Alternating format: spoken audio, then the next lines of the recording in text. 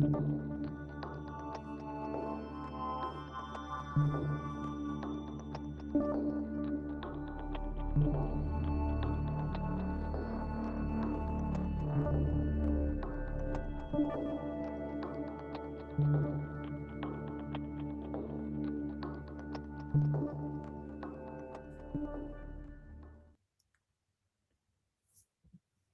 the penultimate episode.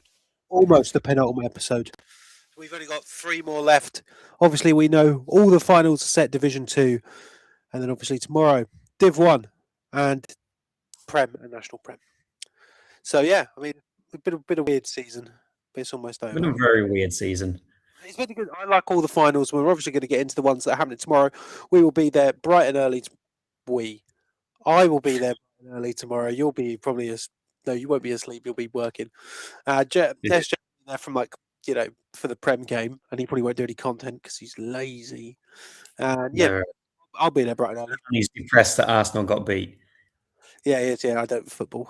But before we get into the Division 2 games and our previews for tomorrow, we are joined by the head of HR, but I think more importantly at this point, the quarterback of the University of the West of England Bullets, Ethan Gretzinger.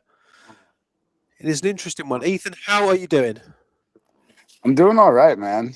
I'm doing all right. We got a little bit of last minute work to do tonight, and just excited to play a football game again.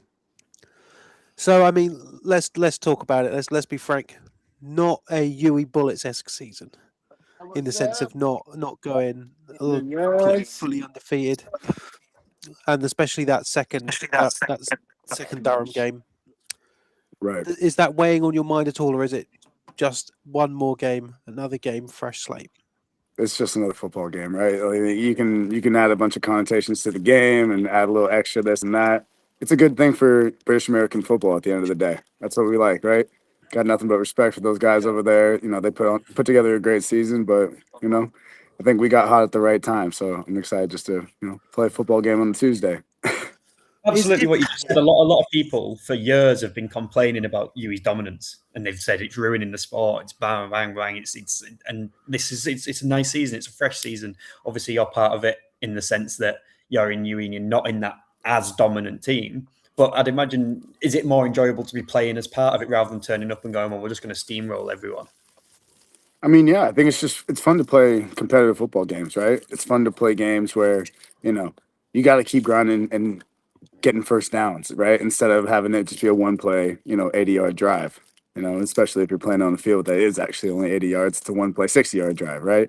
So I think we've enjoyed the grind a lot, right? It's felt like a football season where you got to put in the work and then reap the rewards from that work. So it's been fun. Is there any part of you that does relish being the underdog? Obviously, over here for the Bristol Aztecs versus the dearly departed London Warriors. Now, UE looking like the underdogs going into Durham. Does that play any part in your preparation or mindset going into the game? I think everyone else's perception of us can stay where it needs to be. I think we have our own internal perception of what we are, right? We can look at ourselves in the mirror and be okay with what we see. So underdog this, underdog that. We're just happy to play football, and that's all that matters, right? You would normally aren't this media trained, Ethan. I can't lie. Oh, what's going on? Well, hey, it's championship week, right? You got to have a little bit of a different mindset. So with it being powered by the Union Jack Classic as well, it feels like there are a lot more eyes on this game. What are you expecting from this football game? Do you think it? I know, obviously, if I ask you if it's going to be close, you're going to give me a media answer. I personally think it's going to be close. But what are you looking forward to the most about tomorrow? I'm looking forward to people looking at Uniball for what it is, man. It's a bunch of guys who are going to school and then working their tails off during the week. It's not like, in the States where, it's 5-6 days a week, and then next thing you know, you have guys making millions of dollars playing, Division I college football in the States. These guys are not doing that. We're not doing that. That's not what we're about. We're about the love of the game, but we can still put the pads on and compete. So I'm excited for everybody to see some talented dudes make some incredible plays tomorrow, man. And there's a lot of guys on this team that make me look good, right? I'm just a guy that throws the ball, and then the rest of them, actually do all the hard work. So it should be fun. Again, everybody should be glad that these are the two teams playing the championship for Uniball. So we're looking at the other two games that are happening. Have you got any picks? Obviously, Brunel and SGS, Bournemouth and the Rams. Okay, so I have given this some thought. So I'm anti Bournemouth because they beat my Cuda. You can't don't you dare beat my Cuda. That was disrespectful. So I'm anti Bournemouth. And I like that guy Charlie over at Manchester. So give me Lancashire, give me the Rams, right? And then for that, some GS boys are gonna hate me, right? I should stand with Bristol, but I got a boy from Cali who plays over there, Katie. So I'm going Brunel. I'm gonna go Brunel in the championship. I think they got it. I think they're gonna be really successful for a couple of years now. So we'll see what happens. But I'm gonna go Brunel there, and then I'm gonna go UE in the championship. Well, we Oh didn't have wait, to ask, we didn't have to ask you that one. I don't think you had to ask me that, but So sort of taking it outside the realm of British University American football, obviously shared around social media, not that long ago, Gridiron Kings. What's the concept of that?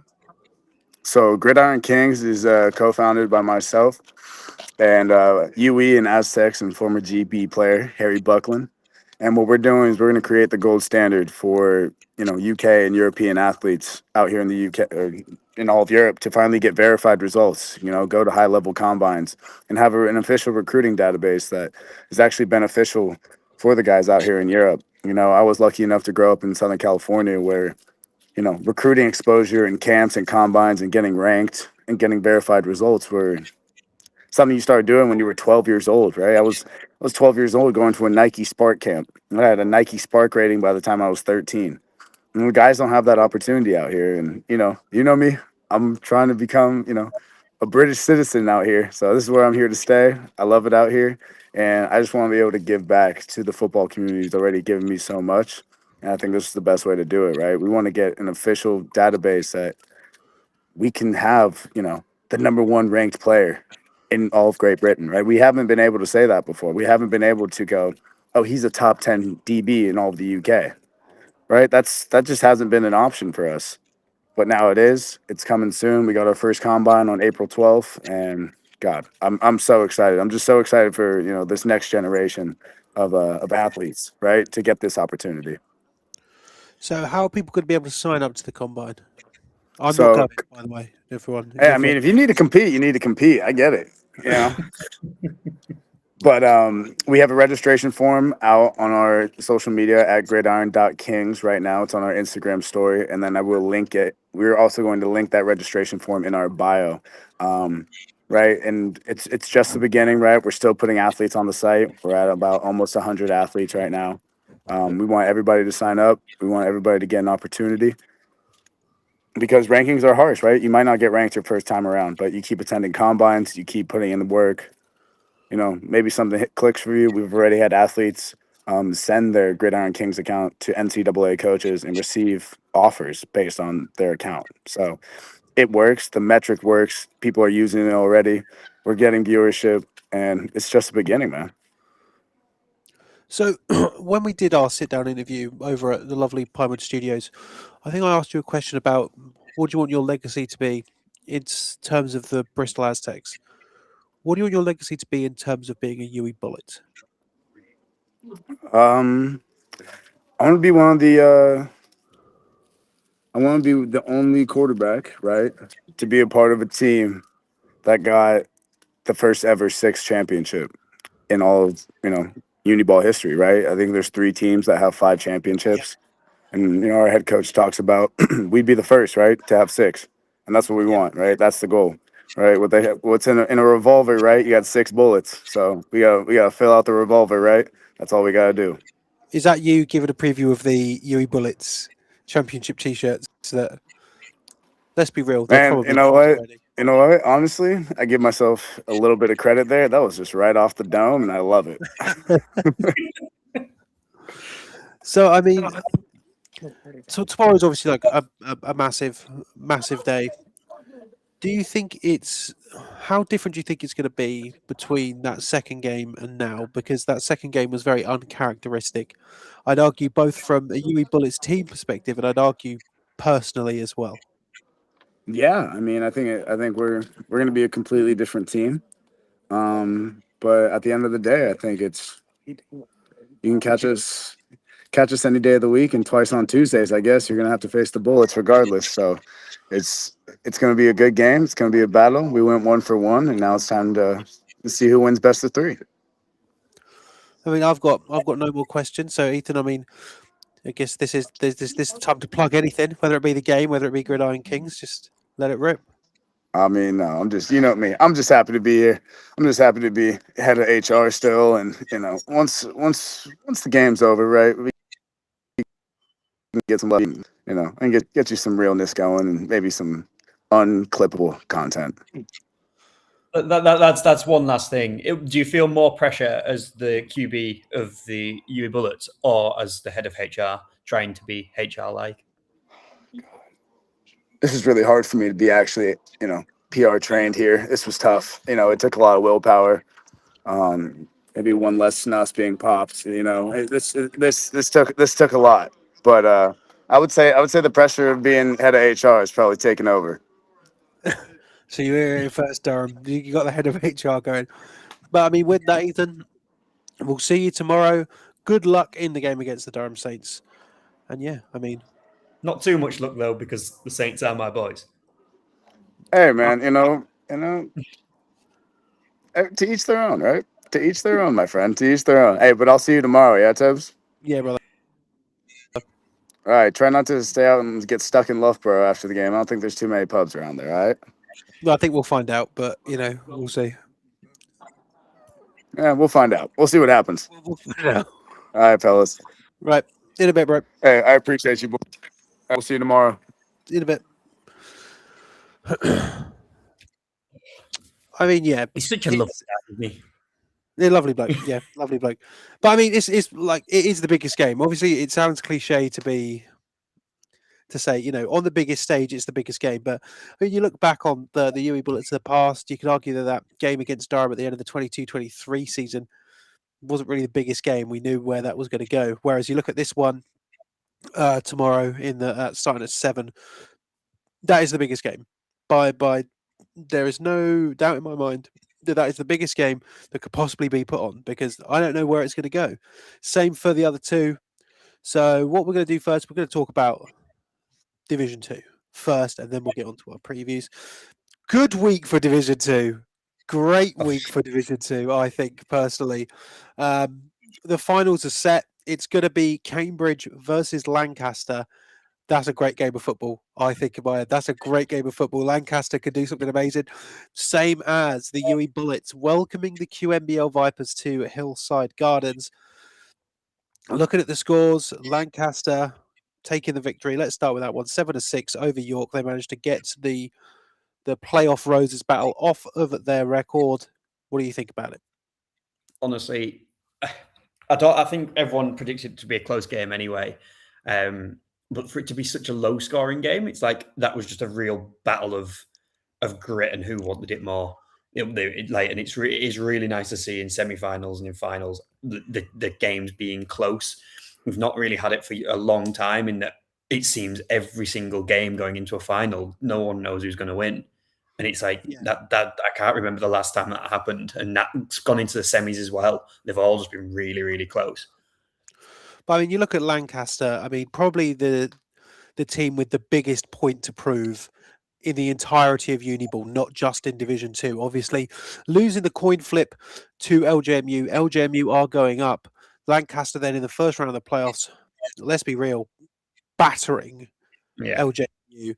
And now they're in contention for the Northern Conference Cup. And what I find interesting is, I don't remember a time when both the Northern and the Southern Conference Cups were both a team that is promoted versus a team that is not being promoted.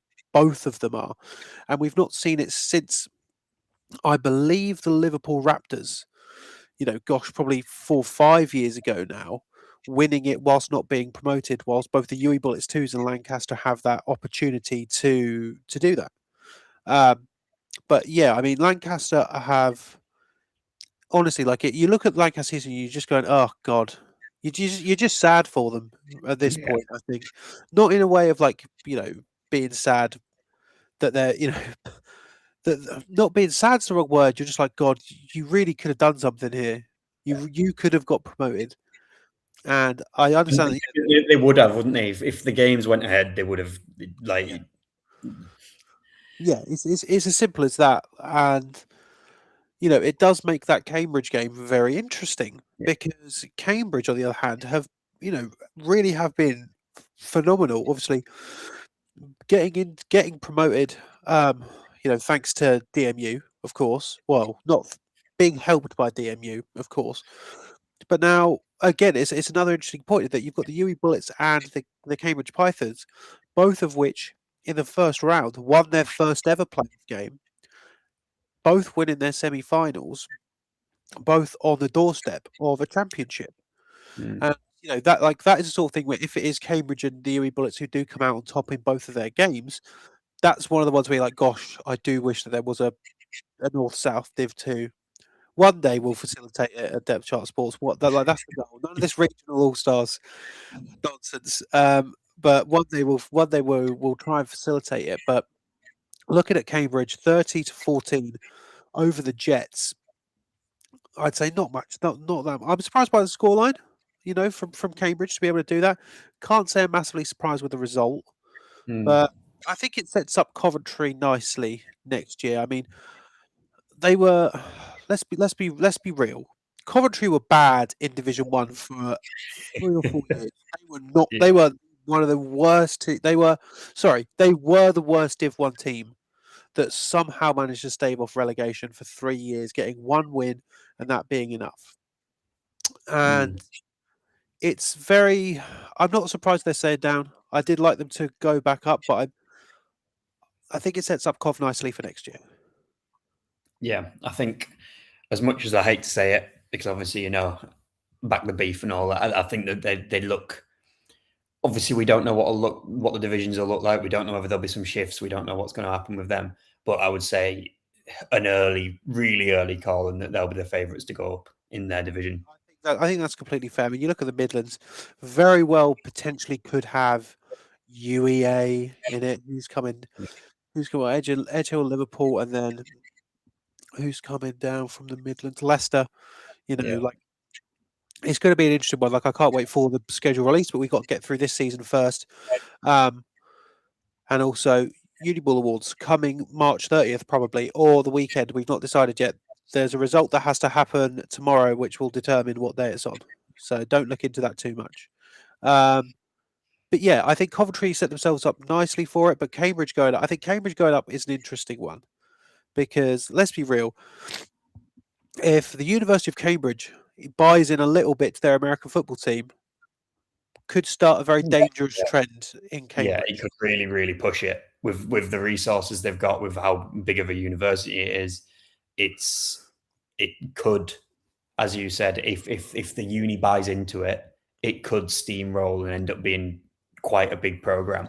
Exactly. Like people will want to come to and go to Cambridge, and I think you'll see if it does happen, you'll see them becoming almost Durham-esque in the sense of having players come over, players with high GPAs who will want to study there. And I do think DMU are going 6. No, stop lying to yourself. You just want that, don't you, Cambridge Pythons? In fact, Cambridge Pythons, do you want to come on the show right now? If you say yes, I'll send you a link right now.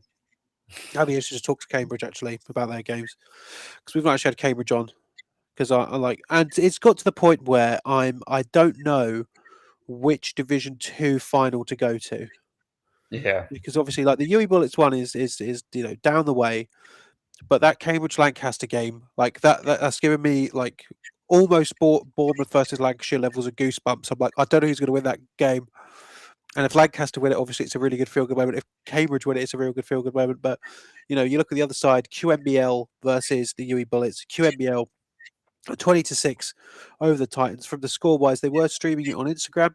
It did look like it was going the way of QMBL for the majority. Obviously, a much better.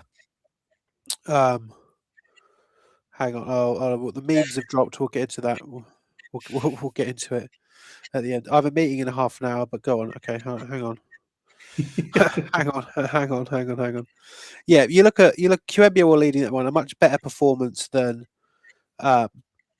when they faced Gloucestershire. I think that was a bit of a wake up call for QMBL, if I'm completely honest, because they seemed, as much as we may rag on, or you may rag on QMBL, they were getting a bit too big for their boots. I feel when you did only Imperial both times was a 1-0 game, and if you're going by football based logic, you look at UE2s, they put 27-0 on Imperial, so football logic would suggest that you'd have to have UE as the favourites. But yeah, I mean, I can't say I'm surprised. Swansea have had some injuries that does definitely put them in a position to, let's be honest, lose. But I don't think it's that bad for Swansea. At the end of the day, they're going up. It's a shame that we didn't have either the Swansea Titans or the Reading Knights going up into the Southern Conference Cup, because both teams have been in it over the last few years and have lost at that level. But this is where I suppose it's nice that Cambridge, Lancaster, QMBL, and the Bullets 2s, they're all sort of new to a championship competition, or at least it feels that way. I think that is what's going to be a very, very interesting part of April 5th, where the season will finally come to, I say finally, like I want it to end. Oh, God. Could you believe it? Let's just reminisce slightly. Depth Chart Sports, we started in, June? And, yeah, about right. Right, we're gonna have a quick impromptu Cambridge interview. Let's do it. Isaac, how are you doing? Yeah, not too bad, Tabs. How are you? I'm good. Right. How is the season? How do you think the season's gone? Like in your head? All things considered, we wanted to be good, and we were good. Like, the objective is always be competitive in all the games. Who knows what happens? And we had 4 games that were like close 1 scores, and 2 games where it wasn't close with 1. So that's a success. Has it exceeded your expectations? It's probably where we wanted to be. Like, once we got into the season, recruitment went quite well. We had a couple of really good players, and I think both the games we lost were very winnable. That away game to Cov still haunts me. The ARU game that we lost was really close as well, but they always find ways to get through us. So it was close, but I think, I'm not going to be disappointed. Like, we are going up to Div 1 for the first time in the time that the club existed. So, which is always a cool story. There's so many clubs, Lincoln, that have stayed only in Division 2, and so when a new club goes up, it is interesting. Swansea Titans, for crying out loud, but not to put anyone on blast too much. But looking across the table now at Lancaster, a team that was a relative unknown coming into the playoffs because of what they've done. Look at the score. Obviously, a big blowout against LJMU and versus York. I mean, I'm very excited for this game, but looking at it as someone on the Pythons, how do you feel about facing the Lancaster Bombers in the Northern Conference Cup final? I mean, the biggest thing is we don't know much about them, right? So, like, when it came to the Sunderland game particularly, like, you could look at their final scores. We had some film that we had on them, and you can have a bit of an idea of what they're going to be like. Whereas with them, what have they played 4 games now in total? Yep. Right? And really how much of that is going to be representative. And, we might get 1 game of film. So we're going to be going into that with not very much knowledge. But I think at the end of the day, like, they've beaten York, who look like a very good team. They've smacked LJMU, right? Fundamentally, 45-2 is a ridiculous score. So they're going to be a good team, and we'll bring them down to whichever pitch we play it on and try and give them a good game. But I expect them to be as good, if not better, than Coventry, who are a great team in their own right. So obviously, winning the first playoff game in Cambridge Pythons history, what did that feel like? That was great. Yeah, it was a lot of fun. And I think, like, a lot of players on this team. I mean, I've been here for 3 years, but there have been guys who've been here for a long time. A lot of our players are first time. And really the big thing for me is the coaching staff, who a lot of them have been here for, since the team was restarted or something close to that, and are really dedicated. And for them to get that, and for the institution around this club, which is a lot of people around the Cambridge Brittle community. This team was started by the same guy who started the Cats and who started the Air Usage. For him to get that under the Cambridge team that he started, etc. I think of those people. I don't really think of us as players. But it was great, and it was an amazing game and really fun to pull off that win, really. But when you look at it next year, well, it depends. It depends if you're going to be there next year, I suppose. But like actually, I think a better question is, how do you feel? Because I've not actually spoken to a Cambridge player about being in the north. I mean, it makes sense that we're in the Midlands, I guess, but it would be a lot nicer to go to London. Like, for us, a bus down to London is an hour's trip, and then we going all the way up to DMU or Coventry or whatever. Like, I can't point to another team and say put them in Div 2 Midlands instead of us, but it is frustrating. I know that 4 or 5 years ago we were in the southeast, and that was a lot nicer. From our perspective next year, again, I think like everybody, we have no idea how it's going to be realigned. The way I see it, Birmingham, for example, are currently a southern team. We are further south than them. We are further south than UEA, who are just in the southern as well. So I have no clue how BUCS are going to figure that out, or whoever is responsible. But the other nice thing is it would be nice to play varsity 3 times next year. If we could get in the same division as Oxford, I think that would be quite fun because, I think the 2 clubs are probably better matched than they've been in previous years right now. So being able to take it to them would be very fun. So this is something that me and Stuart were chatting about in a car on the way to Reading versus UEA, is that don't get me wrong, varsity over the last few years, let's be real, Oxford have really sort of they've excelled in Cambridge sort of stay back. But this year, that's a pretty good football game as it goes. Yeah. Hey, who knows? I've no doubt that there are lots of very good teams in the Div 1 South, and it's hard to compare mano a mano. But the other thing as well is Oxford are probably still training right now. They've probably said, given how good they expect us to be, this is our best year ever. I would not be surprised if they already have film on us, already trying to do all of that. Varsity, it is a friendly match in some sense. It is a gentleman's game, as we'd like to call it, but it is also very important that both clubs win, for all of the prestige that brings within the university, but also just because it's fun. So who knows? But I'm hoping it will be more fun, especially because we get to play at home as well. I was about to ask, is it home or away? Yeah. But I mean, like this like next, well, I guess 2 weeks. What is the mentality right now around the Pythons? I mean, the mentality is firstly figure out when we can play the game. The most of the undergrads, this is unlike 90% of unis, get kicked out for the Easter holidays. So we're going to figure that out, and we're probably going to make a bunch of people take trains on Easter Sunday or whatever it happens to be. But really, their mentality is just go win one more. The game against Coventry yesterday was, in my opinion, the best this team's ever played in my time here. It was a thoroughly good game. They had one long passing touchdown where their guy just beat our guy, and they had one kickoff return, which I've looked through and was just a couple of mistakes, and that was it. Defensively, I think we were really, really strong. Offensively, we put 30 points on the board in a very clean way. Those weren't red zone turnovers that got turned into touchdowns or anything. That was good offense all day, hundreds of yards of it. So if we can carry that momentum, I think we are like a really strong team that's in really good form. So that's the hope. So obviously tomorrow is BUCS Big Wednesday. It'd be BUCS Big Touchdown Tuesday. Always gets me. Have you got any picks for those 3 games? God, good question. So remind me of who Div 1 is. It's UClan against who's in the south? Bournemouth. Jesus. We played Bournemouth 5 years ago, and they smacked the hell out of us. So, out of respect, I'm going to go Bournemouth. Yeah, no. Some of our coaches still talk about that game, so we'll go Bournemouth.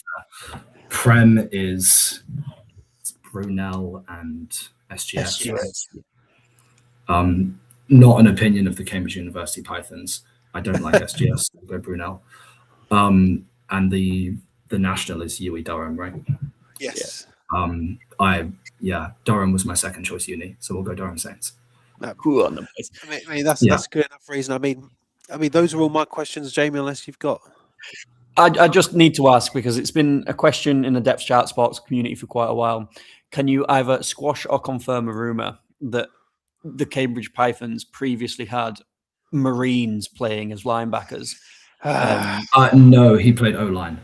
Oh, so there was a Marine playing on the O-line. He was former Marine. Yeah, no longer in active service. There you are, Cam. I'm actually surprised that he wasn't lying, but the way Cam says it, there was a whole infantry. Him being a Marine is one of his least interesting stories, actually. But I would be here for an hour to dispel the legend of TJ. So we'll move on. But yeah, I mean, with that, I mean, I'm sure we'll be in communication in regards to who's live streaming what and where on the 5th. But Isaac, good luck on the 5th or wherever. Perfect. Well, thank you very much, boys. And yeah, thank you very much for coming. See you soon. So I think a good impromptu interview there in regards to the big. Another lovely guy. Lovely guy, lovely guys in Brentbull. That's what's going on here. Just lots of lovely blokes. Yeah, I mean, you see that there, like Cambridge are sort of becoming, a better, a more cohesive team, a team that you could really get behind. Which if you look at last year, they were just another team. So them going up against Lancaster, who are playing with nothing but house money, that's a good football game. That is a great. This comment might be out of touch a little bit, but it does really feel like a working class university versus an upper class university, and it's like a proper battle of the classes. So I wouldn't say that's particularly fair, because, in terms of on field stuff, it's like the Lancaster Bombers have been balling out in their two games. Their two games, not consecutively, of course, but they're two away games. Whilst Cambridge have been, getting consistent, and they're going from being consistent to being good. And I think this is the step where they become great. And you look at who won the Northern last year. Who won the Northern last year? It wasn't Derby. It was someone who faced up. It was the Sabres. Yes. To be fair, actually, you look at the Sabres, they're staying up, but it wasn't great. But then the year before that, you look at Northumbria Mustangs. And there's no reason why the Cambridge Pythons can't be the next Northumbria Mustangs. They're the University of Cambridge, for crying out loud. Yeah, if it gets the backing, which we hypothetically keep on talking about, obviously neither of us are on the inside. I just mean like, wouldn't it be funny? Just like Cambridge Pythons, that's it. The first time up in Div 1, let's just throw money at the Pythons. Well, absolutely. And get them in there. Because, let's be honest, you look at Div 1 South next year. For me, and this may be, quite harsh to the Hurricanes, I don't think there's an out-and-out leader in the Div 1 South next year. And that includes Exeter coming down. I don't think there's a favourite. This year, it was obviously the Bobcats, obviously. But who is it going to be? Because let's be real. To try and claim that people said it wasn't. Yeah, I do love Joe. I say this every week. I do love Joe, but that was, the biggest lie that's ever been told on this show. That's the coldest take, is that no one expected the Bobcats to be. It's like, no, that's a lie. But I look at who is it going to be? Like Birmingham, fine. Hearts, de facto, it's them. You look at the South. I personally think, and we'll get on to QMBL and the Bullets in a second. You look at QMBL. I think QMBL have a chance to do very well, dependent on who they keep. I think that QMBL are a decent team, and the Southeast isn't a good division. That may sound harsh, but I didn't really think that what Bournemouth did to KCL was expected. I think Kent was a bit of a disappointment this year. I think even they'll say that. But you look at the Southwest, Exeter obviously coming down, and you look at the sheer amount of effort it took the Exeter Demons to get up to the Premiership in the first place. I don't think they're going to be able to replicate that.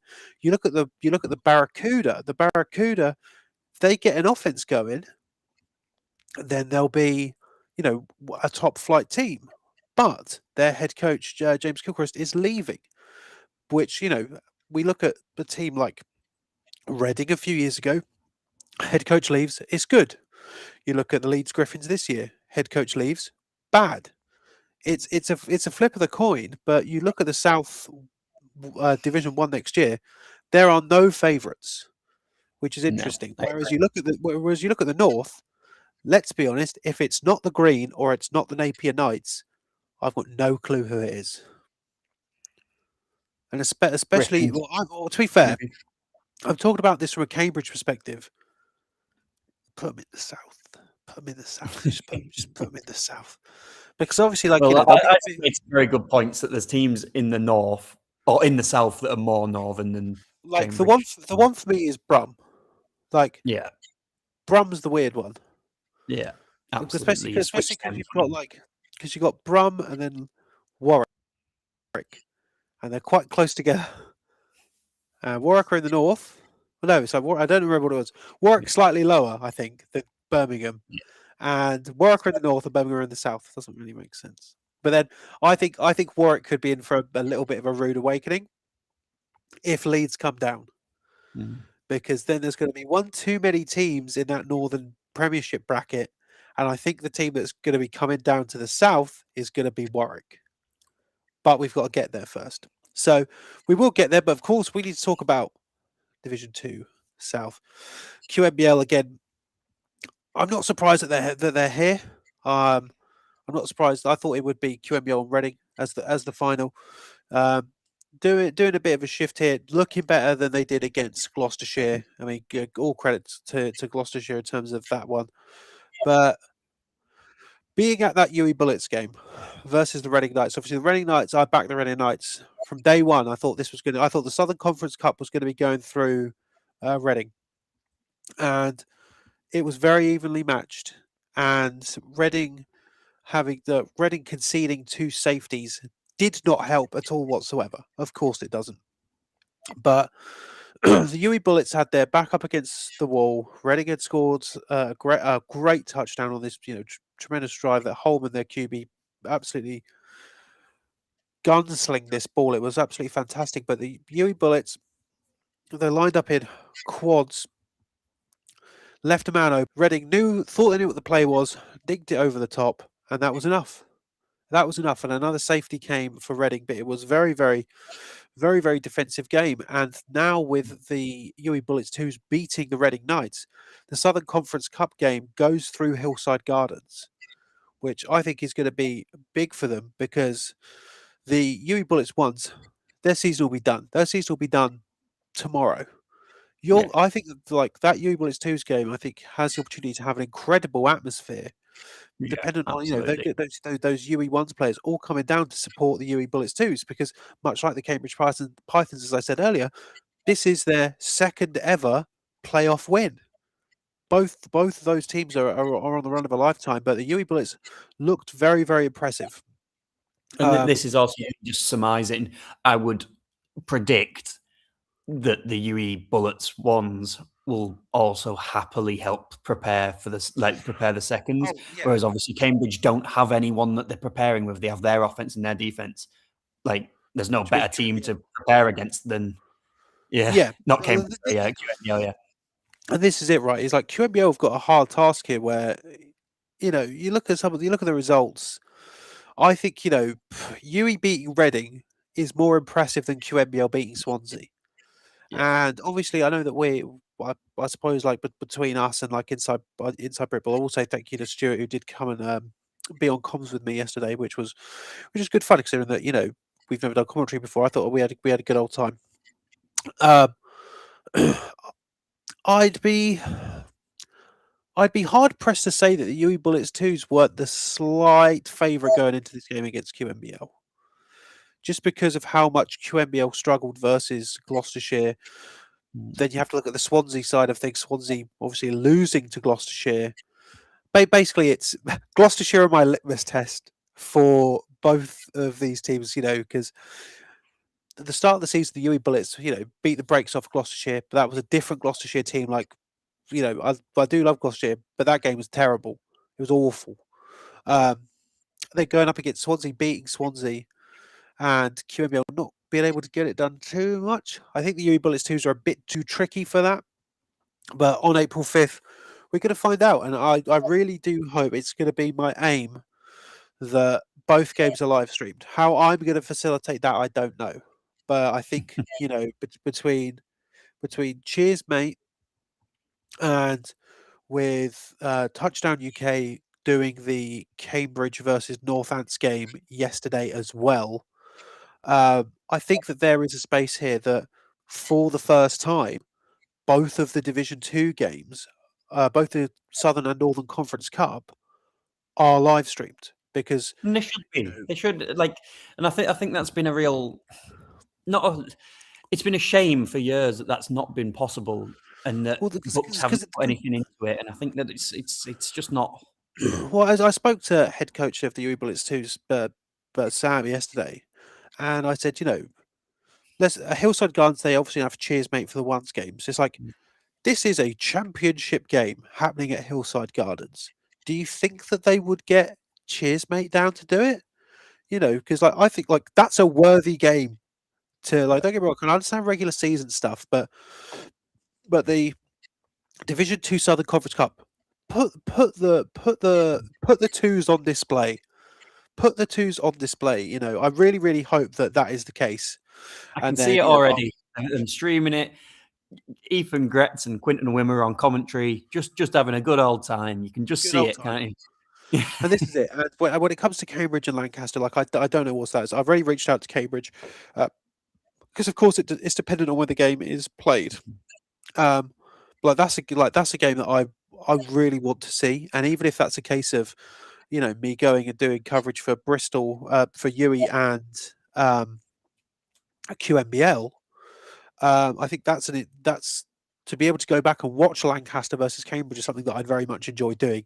And if it has to be, I've already said this, if it has to be the case that the UE2s and QMBL is being live streamed and Lancaster and Cambridge isn't, then that is a hill that I will die on, and I will go to Cambridge. I will go across the country because it needs to be, that game needs to be on film.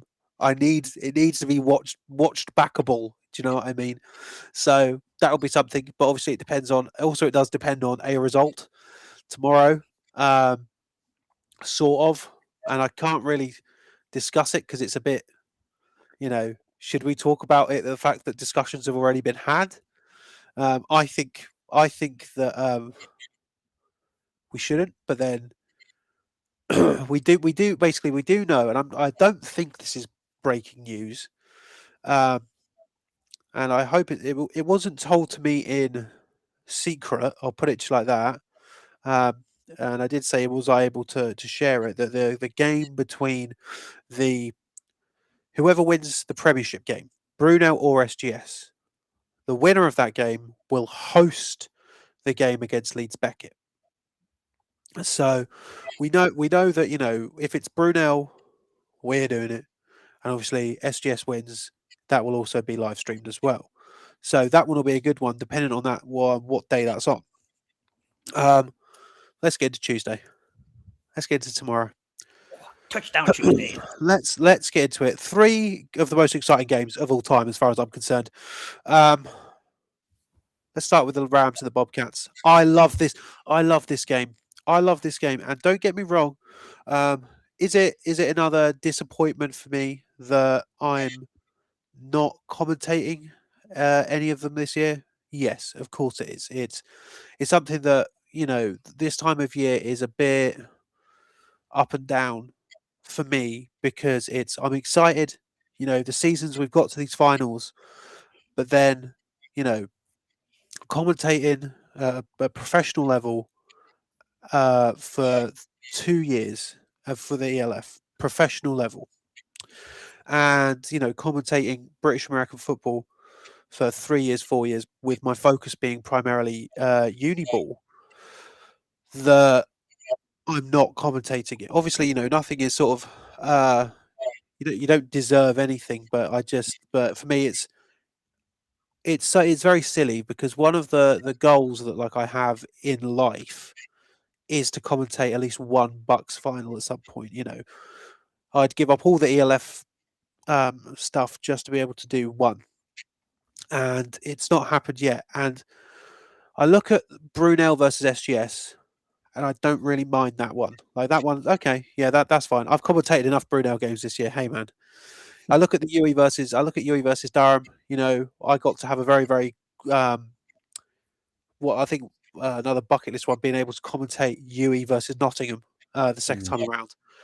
But the one that for me is, it's a real missed opportunity in my heart that I wish I could commentate is Brunel versus Lancashire. That game excites me so much, and I can't wait for it. I absolutely cannot wait. And I will try and be on the sidelines, being as calm as possible. But I just know that game, I would have ran myself hoarse to be able to do. Because I'm just so excited for this game. Both of these teams, I don't think I've seen two teams more evenly matched. This is as close to a mirror game as you can get, both in story, both in players. The Lancashire defense is better than Bournemouth's. Obviously, the Rams with a backup QB in George Hatfield, but George Hatfield, really growing. Obviously, I've said this, after watching George at Coventry, can be inconsistent at times, but in these high pressure moments, George has managed to perform. And I think going into Bournemouth, both of these teams starving for a ring. Lancashire more than Bournemouth. Bournemouth, there's Alfie Burks is still there. Alfie Burks was on that team when they won Division 2 all those years ago. He's still there, and I actually, let's be real. We have to shout out Alfie Burks here. Like as when it comes to like franchise players in Uniball teams, he has been that for the Bournemouth University Bobcats. And the fact that tomorrow marks his final game for the Bobcats is something that, you have to look at with a level of respect. You don't get, your time in Uniball is finite unless you've got infinite amounts of money, right? And he's been a key player for Bournemouth for 5 years. He has been the name that you most commonly associate with the Bournemouth University Bobcats. And for him to be playing his final game for them, I think, is a celebration in itself. But to be able to replicate what he did in the first season with the Bobcats, taking them to a championship game, granted the Southern Conference Cup, but now in his final season, having them, I believe he's going to be their flag bearer for the day, leading them out in his final year, getting them to a championship game. I think there's a nice circularity to it's very that. poetic.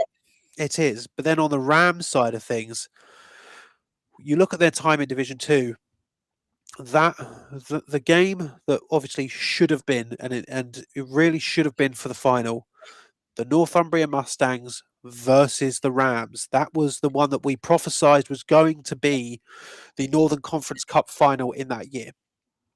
And now I do like what they said last week in terms of they get to play Northumbria, again. And I'm looking forward to that game, because I think for me that I still love that fixture. But the Rams, despite having promotion, they've been starved of a championship for a long time. Yeah. And this is their chance to really, really, kick the door down into the Northern Premiership, where you look at the Northern Premiership this year, probably not as strong as it has been over the last few years. The Rams really could make an impact next year. I think that they could do a Brunel. I think they could win the whole thing next year. And I think the way to start it off is with a victory in this game and getting the Rams emblem put on a ring, because you've got both of these teams with legacy players and legacy coaches. Bloomfield and Reigns, in terms of being football minds in British American football, there are few better than either of those two as the head coach. Both of the teams have amazing staffs. Both of them have good quarterbacks, both good defenses, good receivers. There's no weak spots on either the Bobcats or the Rams. It's just an incredible story that these two teams, so similar in their stories, meet in this game as they ascend up to the Premiership. And yeah, I mean, I cannot wait for this game. I'm quite ill today somehow, and if you don't, if you think that that is going to stop me from getting in my car at 5 o'clock in the morning and be glad to do so, driving up to Loughborough for 3 hours with a smile on my face, I cannot wait. There's a very strong possibility that again, I love Brunel and SGS, I love Huey, and Durham, but Bobcats versus Rams could very well keep me up tonight. Like I'm about to get on a flight to go on holiday the next day. Like I'm a child waiting for Christmas. It very well may keep me up at night. Just how excited I am for the Bobcats versus the Rams. It's one that people could have said at the beginning of the season was coming, and no one actually no one was ready for it. We've all known that there's a high chance it was happening throughout the entire season, and no one's ready for it. We've seen SGS, Brunel, we've seen Durham, Huey. Not saying that they're not going to be good games, they will be, but that it's that game of the unknown with two unbelievably high quality teams that arguably have been better than the divisions that they've been in for quite some time. Yeah, completely agree. It's not very often that you get a matchup of like this, and there's stories on both sides. As you said, there's the Alfie Burke story, there's the Steve Rain story on the Bournemouth side. There's the coming back and having George Hatfield as the backup, Charlie Martin being out, Bloomfield starting the team, pushing them and seeing how far he can take them. That seems to be forgotten as well, that Sam Bloomfield was one of the founding members of UClan. And it's one of those where I genuinely can't see a better game, and it's a shame that I will be working during that and miss that game out of the three of them. For that game to be at 10 o'clock or 10:30 in the morning is almost criminal. That game is a main event, Friday Night Lights, big spotlight on it. Like, if they switched around the order, I feel like they could put Bobcats versus Rams on its own day. They could put it on its own day, and it would be no one would bat an eyelid, because that game is just so good. And I don't think that there's a realm in which that game disappoints anyone. Whoever's going to win that game is clearly going to be the best team. But I think as games of chess go, Bobcats Rams is there.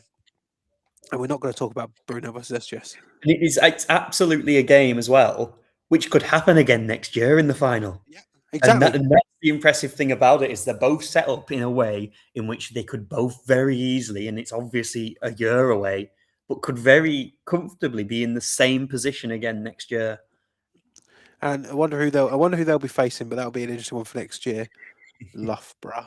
No, we'll get into it. So moving on to the Premiership, obviously we got a couple of rematches on the line here, and the Brunel Burners, let's be real, runaway train. They had a little bit in the middle, but that's sort of classic Brunel. They need to start hot, have a really questionable middle, and finish hot, and that's exactly what they've done. Versus an SGS team that, you look at the big boys of Bristol this year. There have been questions about both the Bullets and the Pride. I'd say more about the Pride. There's obviously, somewhat biased, because I do love the Cardiff Cobras. Losing that game to the Cobras, but I think obviously losing that game is one thing, but basically that game didn't have a lot of wiggle room, and it was just a mistake from one SGS player on that field goal, which the first one missed, which would have kept it as a draw. You're being competitive with Cardiff. no, don't get me wrong, I love Cardiff, but if you would have said last year that the SGS Pride will have competitive games and ultimately lose a game to the Cardiff Cobras, people would be thinking that you still wore leather helmets and doing an Oklahoma drill. Do you know what I mean? Let's be honest, the SGS Pride shouldn't be in that division. No. If we look at it, and obviously politics goes into it, but SGS should not be in that division. And then it's a bit of I would say, a massive underachievement from SGS to not just go and do what they did last year. Yeah, and now like SGS, I would even argue in their first meeting with Brunel, Brunel was still the underdogs. Whereas you look at this game, it's pretty clear who is the favourite for this one. It's Brunel. You know, Brunel have not very seldom put a foot wrong this year. They obviously had that game in Old Clan Rumney that was a little bit questionable. And I think, if Cardiff would have been able to get past Warwick, I think that there's a possibility that we may be telling a different story. But that's that's ifs, buts, coulds, and shoulds. But right now, I don't think that Brunel. I think the only thing that could halt Brunel is overconfidence. Yeah. And Brunel are a team that, they are very confident, but they need to realise that, SGS have never lost a final. Never. Brunel never lost a final. Both of these teams perfect in Loughborough. SGS perfect in championship games. So I think it's going to be a different SGS that shows up, and it wouldn't surprise me if this game was close. But if Brunel can stay grounded, feet on the ground, not have their head in the clouds, not be looking at Leeds Beckett, then I think that the Brunel Burners will take this. But I don't think they're going to take it comfortably. I think that there'll be some fireworks, won't there? Yeah. It doesn't scream that it's going to be exactly the same as the first meeting, that's for sure. No. It would surprise me. Both quarterbacks are very, very dynamic. I think, we've heard some things about SGS having a few more people come back, which I think could cause issues if those rumours turn out to be true. Vamp, I need to talk, Jamie. I need some water. A very strange coloured water, but I was going to say that's not clear. That's not water. That's some Flint, Michigan water. But yeah, I think I'm unsure. I'm unsure. I think Brunel, are the favourites, but I think SGS can come in and cause a problem. But I think there's another factor here that goes in favour of the Brunel Burners, and it's after last year with SGS winning the Premiership, winning the National Vars, and refusing the promotion relegation game. I think when you're looking at support for this game, the Brunel Burners will most likely have all of the backing because people don't want to see that again from SGS. Obviously, we don't know if SGS will do that, but if we're going by last year, they probably will. But Brunel, on the other hand, have made it very, very clear that they will be playing Leeds Beckett if they win this game. Yeah. So, yeah, and then the last one, the main event, Uwe versus Durham, split the series. Uwe beating down the Uwe Bullets last time around up in Durham. Can the Uwe Bullets get it done? Can they finally claim the first ever 6-time national championship trophy for the University of the West of England? They can. They can. I think they will. I think they will. I know that this is living under the thumb of the Uwe Bullets over the last 5 years, 4 years, living under the thumb of the Bullets. I don't think that game against Durham was representative of the Uwe Bullets as a whole. And I think that they relish being in the position of not being, as it stands, the number one team in the country. Because right now they're not. It's the Durham Saints. And as much as the Durham Saints, one thing I will say, Durham Saints is, I love the mini movies before championship games. Just keep those coming. I want you to be in more championship games so we can have more movies from the Durham Saints. And I think Durham's good, and I don't think that they're gonna even think about in their mind a little bit that last game.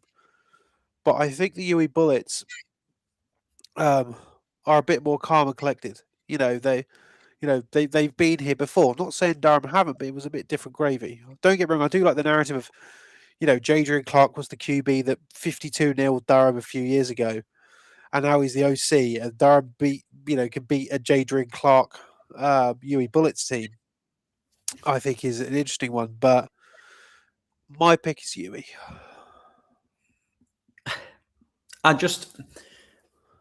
Durham, for me, like always, seem to be getting stronger and stronger and stronger, and it happens every single year.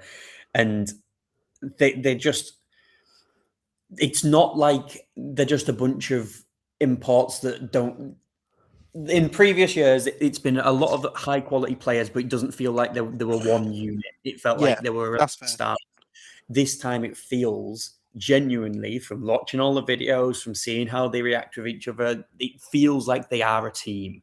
And I think that that's what they were missing in previous years that stopped them going to the absolute top. And they've clearly got that this time. They clearly all get, not just get on, but they clearly all adore each other and see each other as brothers. And I really, really want Durham to do it. I've been calling it for 5 years in a row. Durham are going to do it. They're going to do it. But this year, it's got to be the year. It's got to be. Well, it doesn't. It doesn't got to be at all. But I mean, with that, ladies and gentlemen, the penultimate. No, and I think it is the penultimate show. Because the last one will be, of course, the Uniball Awards coming your way on 30th of March, probably. They have been bought. They have been ordered. You are getting physical awards this year. Yeah, good season. Good season. The best I can remember. And also, obviously, stay tuned to Depth Chart Sports tomorrow because I'll be there so early, it'll hurt. You'll be surprised how early I get there. I'm already there. This is all fake. I was tempted to get a hotel. I wish I did, to be honest. Feel very much been there. They've only had 2 non-QB scholars last national championship. Why am I reading something from a guy called Donald Dingleberry? Why can't you guys just not have burner accounts and just do? Do you want to do a meme review? I've looked at them. Some of them are quite funny, but yeah, I mean the UE2's comments fair. Yeah. Oh, that was funny when the UE2's just rushed me. That was funny. The funniest thing about that was I was literally talking to Stuart at the time, and I went, "God, they're going to let us have it tomorrow." And then I just hear shouting Thames, and I'm like, "What? Huh?" I tell you what, having an entire American football team run directly at you, quite frightening. Quite frightening. My ligaments couldn't keep up for it. How well do you think the Bournemouth Bobcats will perform in the Prem? I think their ceiling, truthfully, because I think SGS will reload. I think their ceiling is beating Portsmouth twice, making the playoffs, and then as the second seed, and they're losing in the semi-finals of the Premiership next year. I think Bournemouth are what we thought Brunel would have been this year going in that we thought they'd be good, but we thought that SGS would be better. Yeah. And then obviously that didn't happen. But we could probably. Yeah, I think that SGS, if SGS don't come back to being the SGS of old next year, I think there's obviously a real problem. Number one, But I don't think that with that assumption, I don't think the Bobcats would be able to beat SGS. I think it'd be a close game right now, but I don't think they'd beat SGS. And if anyone comes around like, oh, we played a bit of preseason, that doesn't count. That doesn't count because I think they did play in a preseason, and that doesn't count because that was a preseason game. Yeah, stay tuned to us on tomorrow. We will be drawing the UJC giveaway at the Uniball Show Awards on March 30th, so keep entering that. And with that, we'll see you tomorrow. Goodbye. Touchdown Tuesday.